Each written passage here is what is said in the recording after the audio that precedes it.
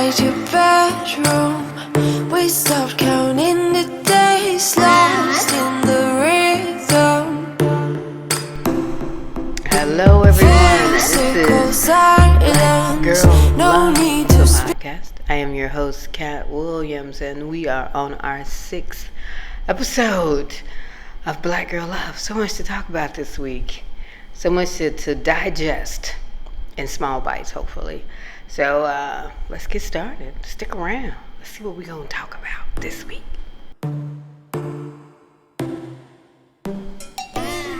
Alrighty, first things first. In this segment of the Black Girl Love Podcast, we're going to talk about, I guess, what everybody in America is talking about, and even people in other countries, because it's so blatantly racist. And that is the LSU versus Iowa NCAA Championship that LSU won. And they won, fair and square as you want it to be in a game of basketball. The problem was that America wanted Iowa to win. And when I say America, I mean white America. The majority. They wanted Iowa to win because Caitlin is an astounding player. I'm not going to take anything away from her. Unfortunately, LSU has astounding players as well, and they have a more well-rounded team. The game wasn't on one person's back, which I think Iowa did. And that's what happens when you base everything off one person, and it's a team sport. Obviously, America reacted, and they ran with anything they could to downgrade the win for LSU, to point the finger at black people, because that's what America does. They want supremacy, but only for one race, and that's white people. It's just that simple.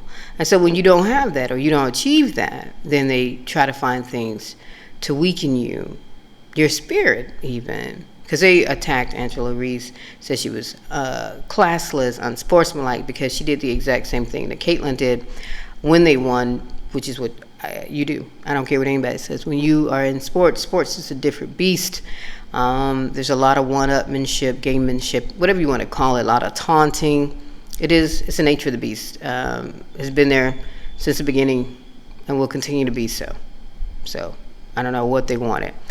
Our president's wife, Dr. Jill Biden, who said not only are we going to invite LSU to the White House, because they generally invite the winners of all these national championships to come to the White House, be paraded around, do a couple of pictures and stuff. But we're also going to invite Iowa, because why not? Even though this has never been done before, that the White House has invited the losing team, because no one expects it. This is not a participation sport trophy. They won. The winners go, the losers don't. And it's so white of America to jump on this and to run with it, that it's sad. It really is. It's sad because America is falling apart. Every day you can see it. Our kids are getting killed in school. Local level laws are being passed. We've lost abortion rights. LGBTQI rights are next. It's just a cesspool. And we're just swimming in the shit right now, y'all. Swimming in the shit. And I don't know what's going to happen, how this is going to work out in the future.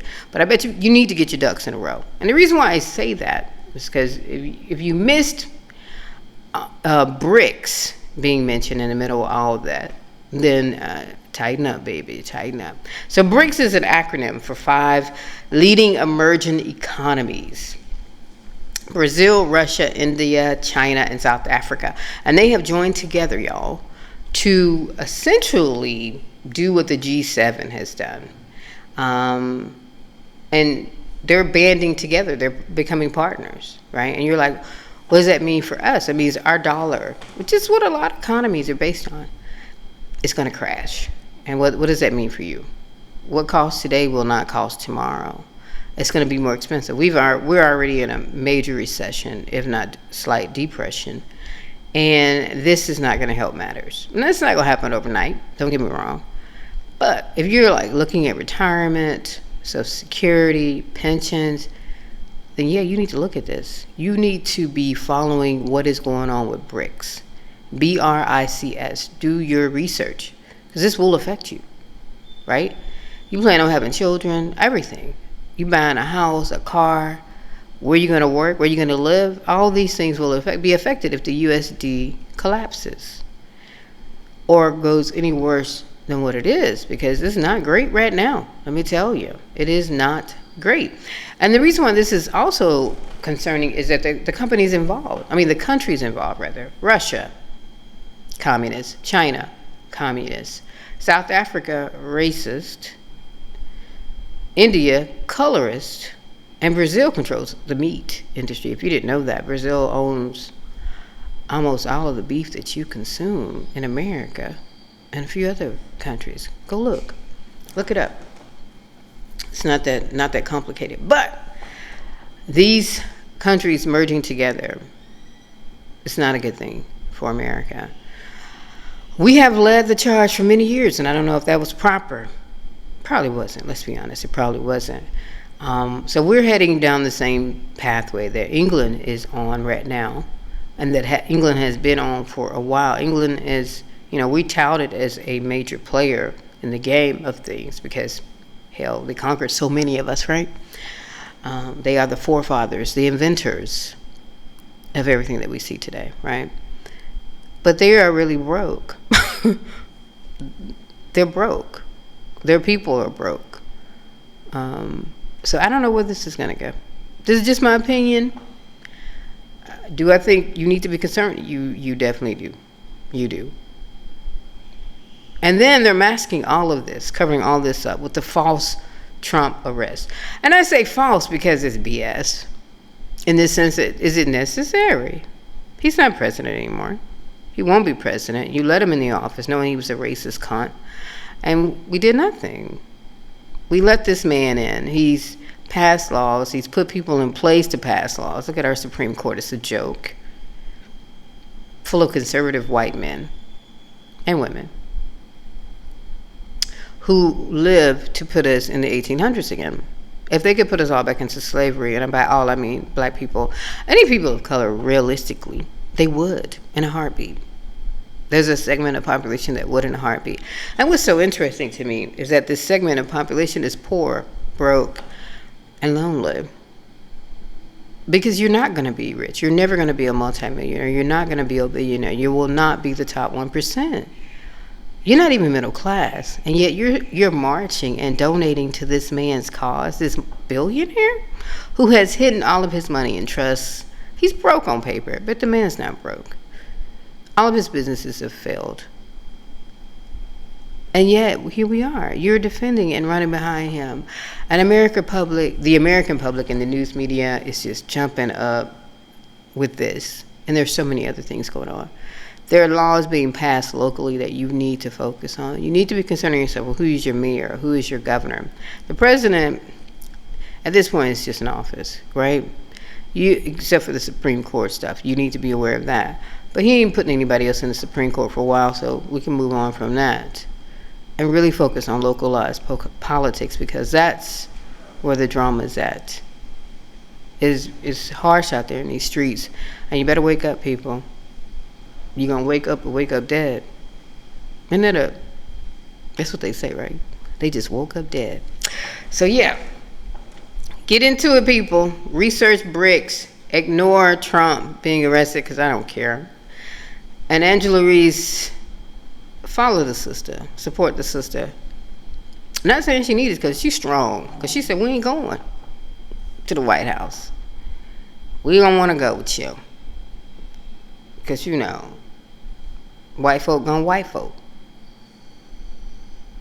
And that's black. And the black girl love. Woo!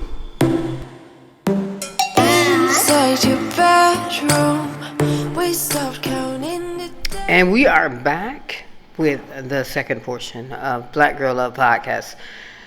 And this is a girl. I was like, what am I going to talk about this week? I think last week, if you listened in, I talked about how I took a mini vacation and didn't realize I was going to take a vacation till, well, I was in it.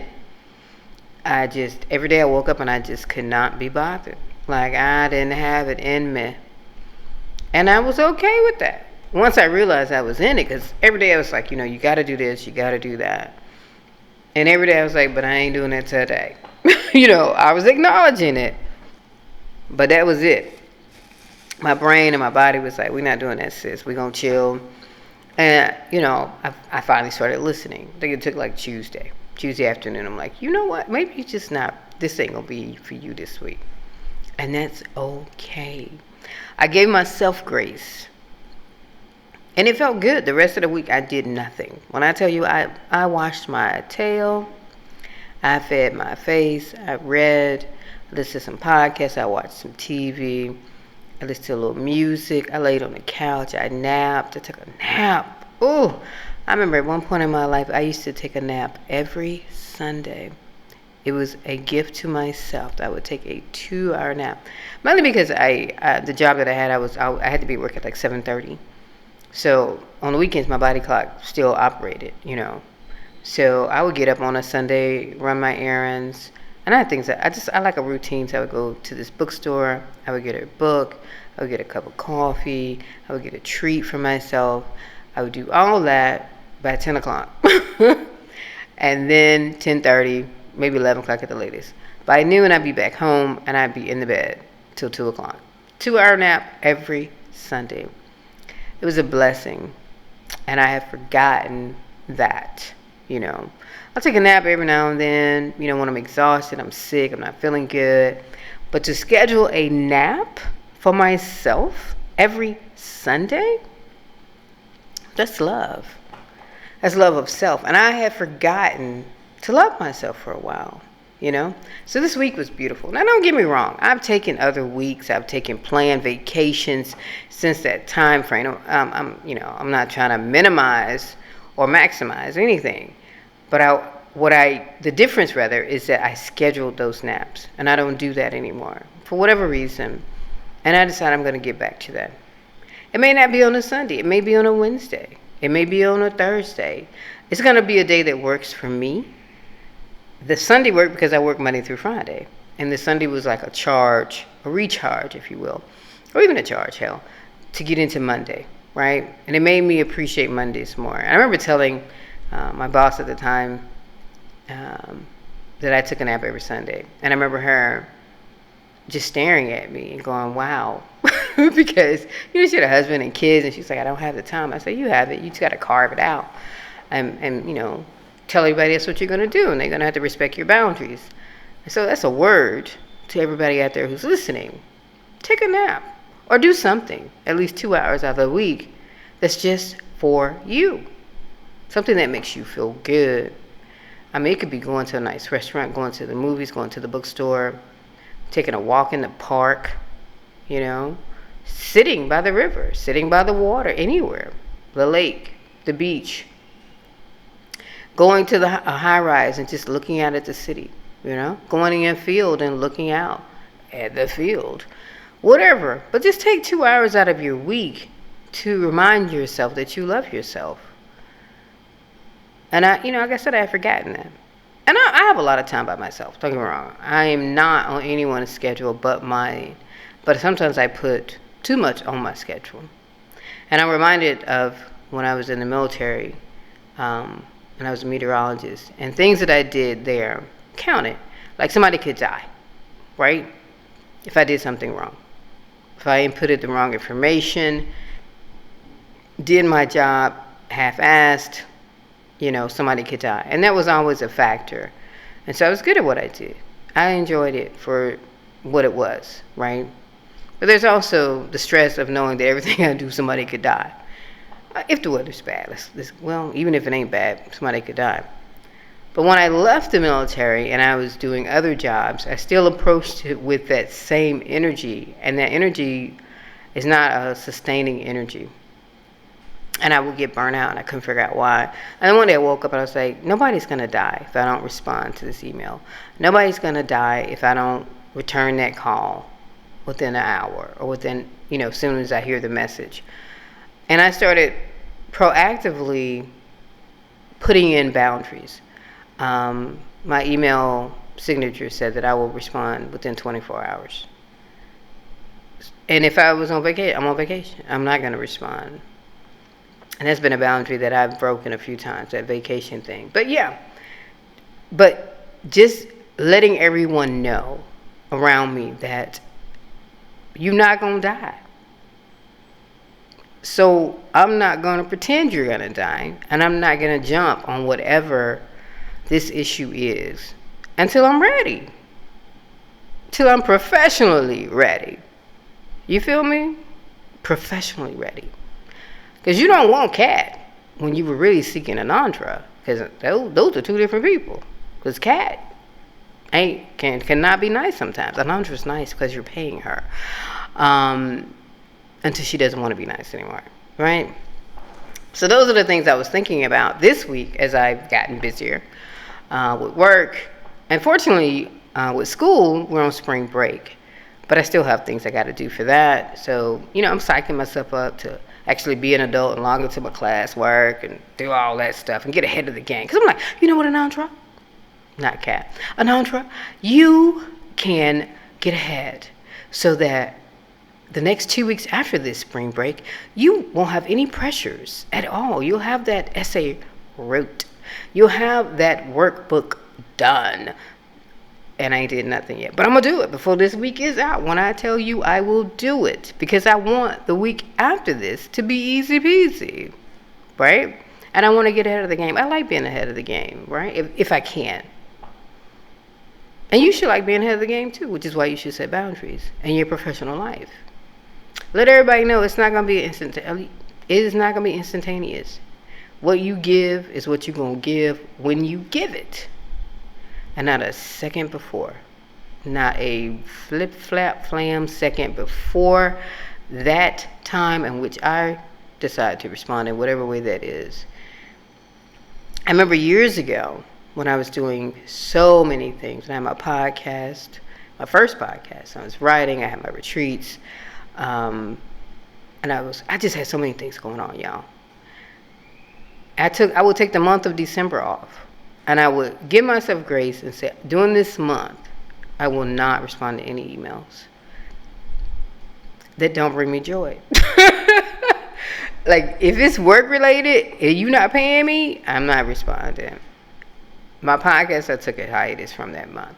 I didn't write because writing was burning me out. Any committees I was on, I'm not doing it. And, I used to get so many emails. You would be surprised. Text messages, Cat, can you help me with this? Cat, what do you know about this? And I pride myself of knowing a little bit about a lot of things. And some things I know a lot about. And so I always want to help people. I want to assist. But you can't assist those who are not assisting you by being respectful of your boundaries. And, when you send me an email and the response you get is out of the office, and you follow it up with a text message to me, that's disrespectful. That's disrespectful. And so, you have to point that out and say, hey, that's rude. You got the message saying that I will not be available this month unless you're dying. I'll talk to you in January.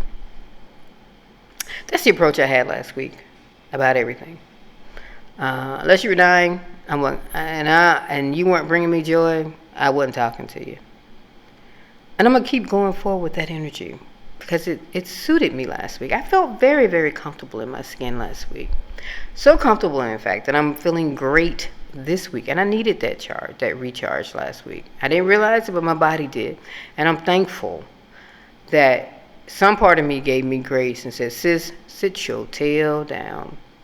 And so here we are, sitting down, doing Black Girl Love podcast.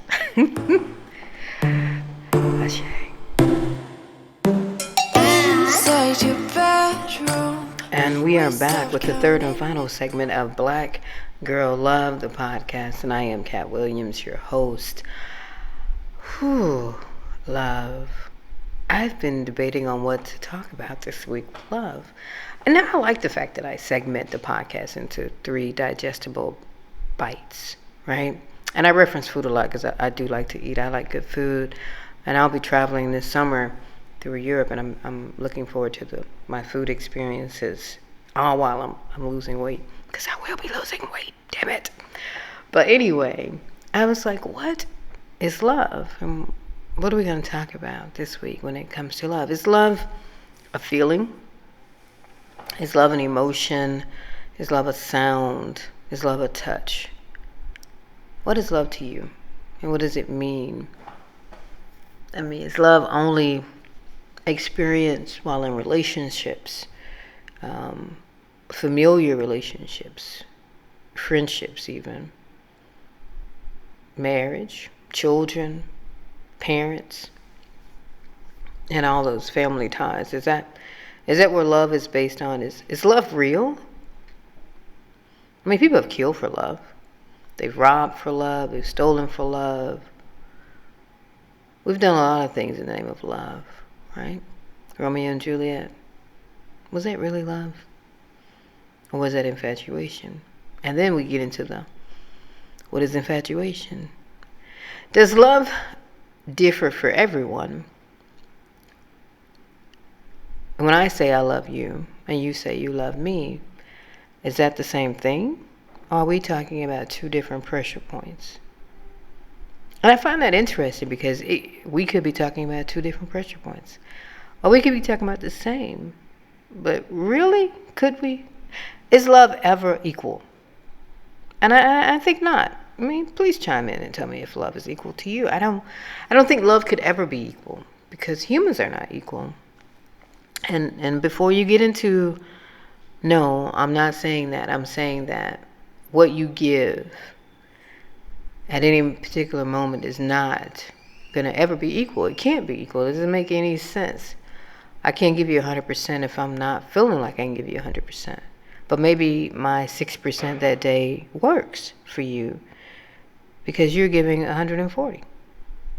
Or you're giving 60 and together we're doing 120, and that's okay too.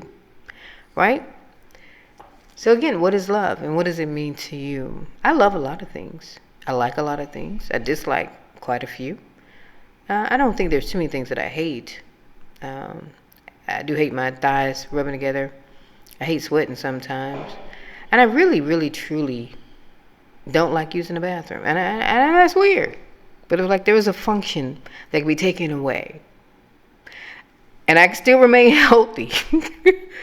That is one. You can have it. I don't need it. I don't like going to the bathroom that much. But anyway, that's the question I was asking myself. And I watch or listen to a lot of TikToks about relationships and love and what people think love is and how it changes and how relationships grow. And I think people talk about love in relation to relationships because it's the easiest thing to quantify, right? And children, of course, too. You know, I love my children, and I love my mom, I love my papa, and things like that. Those are things you can just say and people take it and run with it. But again, what are they running away with? Are they running away with their definition of love or yours? And the answer is they're running away with theirs, of course. And that may not mean the same thing. You know, when Mother's Day pops up, which it's coming, there's always someone who says, you know, they don't like their mother. Maybe they hate their mother. Maybe they despise their mother. And they have good reason. And so they hate to see Mother's Day pop up. And I'm like, well, stay offline. That day. It's only one day out of the year. Move on with yourself. Do something else. Watch a movie. And then there's, you know, people who want to celebrate their mother on Father's Day. I think that's weird too. They say, well, she handled both roles. Did you celebrate her on Mother's Day? Isn't that the same thing? So again, that's going to go back to what is love.